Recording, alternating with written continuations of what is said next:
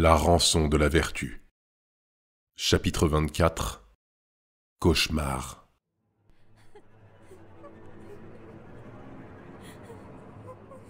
Armelle, sanglotante, suppliait son père du regard.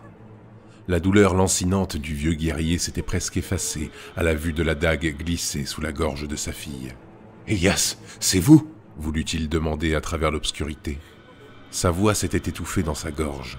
Aucun son n'en était sorti. Le contrebandier était méconnaissable.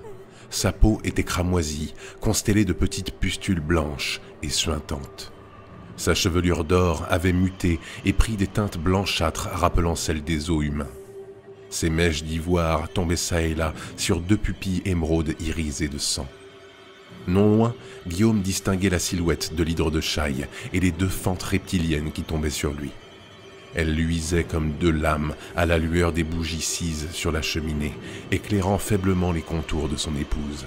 « Clémence !» L'appel du capitaine résonna dans la salle sans que rien ne bouge. Dans ces ténèbres perclues de flamèches mourantes, il devina le liquide vermeil qui couvrait la poitrine de sa femme. Clémence ne dormait pas. Elle était morte, égorgée. Il resta immobile, juste une poignée de secondes. Le visage de son épouse, jeune et souriante sur les quais de Pont-Solan, lui apparut le temps d'un éclair. « Vermine, fils à putain !» cria-t-il à plein poumon alors qu'il se jetait en avant pour ramper piteusement vers Elias. Sa moitié de jambe, dont la plaie s'était rouverte, laissa derrière elle une longue traînée de sang. « Doucement, capitaine !» Le pêcheur pressa le fil de sa dague sur la gorge de l'otage, qui échappa une exclamation stridente lorsqu'il sentit l'acier taillé dans sa peau. Guillaume s'arrêta, totalement désemparé. Elias prit un instant pour contempler l'infirme à ses pieds. Il tremblait de tout son corps, haletait, son regard baigné de larmes bondissant d'un coin à l'autre de la pièce. Le pêcheur, en quête de la substantifique moelle, de l'essence pure de terreur et de désespoir dont il espérait se repaître, fantasmait le chaos de rage et d'effroi qui tempêtait dans l'esprit de sa victime. À sa plus grande frustration, il ne pouvait y goûter. Finalement, tu es comme n'importe qui.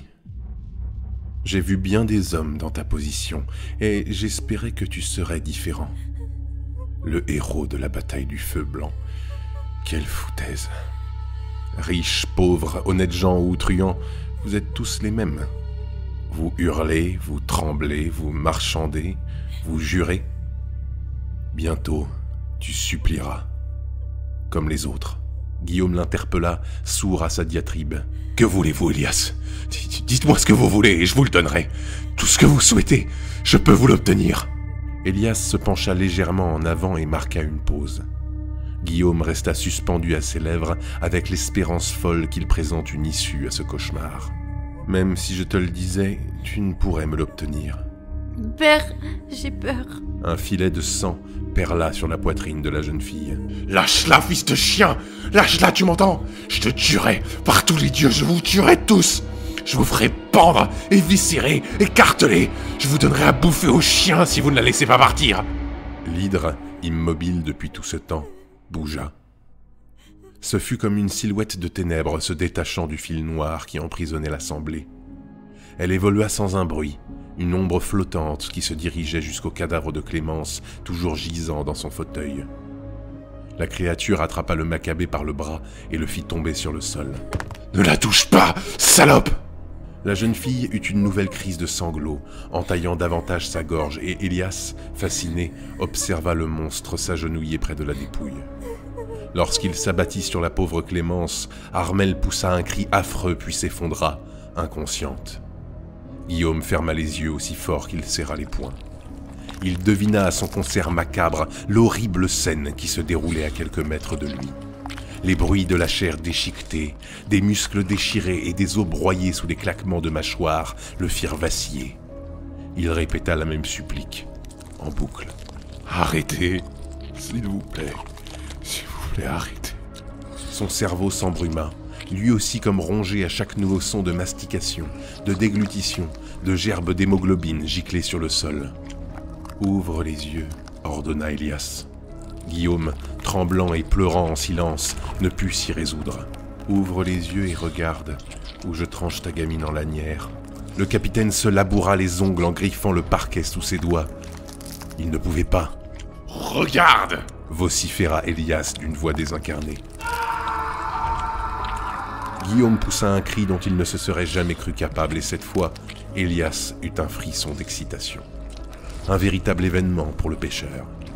Le visage décomposé du capitaine, découvrant le corps mutilé de son épouse dont se goinfrait la bête, était inédit.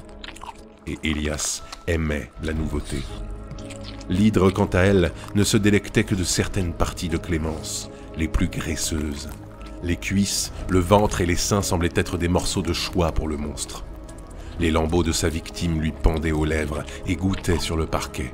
Elle ramassait tout ce qui retombait sur le sol pour le fourrer dans sa gueule avec un appétit vorace. Guillaume poursuivit ses pleurs, ses hurlements et ses râles. À ces paroles incompréhensibles se mêlèrent rapidement des gargarismes encore plus absurdes. Lui-même ne savait plus réellement ce qu'il disait, poussé dans ses plus profonds retranchements à la lisière de la folie. Au bout d'un moment, le héros de guerre s'allongea face contre terre, impuissant, le regard fixé sur le sinistre festin. Il n'était plus secoué que par quelques soubresauts et sanglots, sa conscience mise en pièces par le macabre tableau. À cet instant, il ne souhaitait plus qu'une chose, qu'on lui ôte enfin la vie. Ils restèrent là un temps infini, dans un silence d'église seulement perturbé par les bruits dérangeants du repas, jusqu'à ce qu'une voix extirpe le capitaine de sa torpeur. Père. Armelle avait repris connaissance. Allongée sur le ventre, toute proche de son père, elle gardait comme lui le visage collé contre le parquet. Guillaume se retourna pour la voir. « Père !» appela-t-elle à nouveau d'une voix éteinte. Le capitaine lui tendit la main pour que la jeune fille glisse ses doigts entre les siens. Elias, qui les dominait de toute sa taille, se saisit d'une bougie pour la poser entre leurs deux visages. Il ne manquerait pas une goutte de ce spectacle. « Père, j'ai fait un terrible cauchemar. » Ces mots n'étaient plus que des murmures étranglés. Guillaume la fixa avec un sourire horrible sur son visage. Il se voulait rassurant, mais ses yeux déformés par l'effroi, la folie et le désespoir couplés à la grimace tremblotante de son rictus lui donnaient l'air d'un dément. Cette impression se renforça lorsqu'il vit le couteau d'Elias revenir sous le menton de sa fille. « Pourquoi pleurez-vous? Vous me faites peur !»« Je suis là, ma chérie. Tout va bien. » Sans un regard pour Armelle, le pêcheur lui trancha la gorge, les yeux fixés sur Guillaume. Les prunelles du capitaine semblèrent s'éteindre. Il ne bougea plus, ne hurla pas. Seuls ses pleurs continuèrent de ruisseler sur son visage, en même temps qu'un filet de bave s'écoulant lentement de sa bouche béante. Blafard, presque vidé de son sang, le vétéran resta apathique lorsque l'hydre se gonfla le ventre de sa fille. L'orgie sanguinaire reprit de plus belle, accompagnée de son funeste concert de déglutition, de mastication, d'eau broyée et de chairs arrachées. Contrairement au monstre, Elias resta sur sa faim. Il n'espérait plus rien du vieux capitaine. Son cœur battait, mais l'homme était mort. Quand l'hydre en vint à lui, il ne se débattit même pas, ne chercha pas à se défendre ni à supplier pour sa vie. Ainsi, sans un dernier éclat, plongé dans un abîme de ténèbres insondables, mourut Guillaume Navel, le héros tannélois.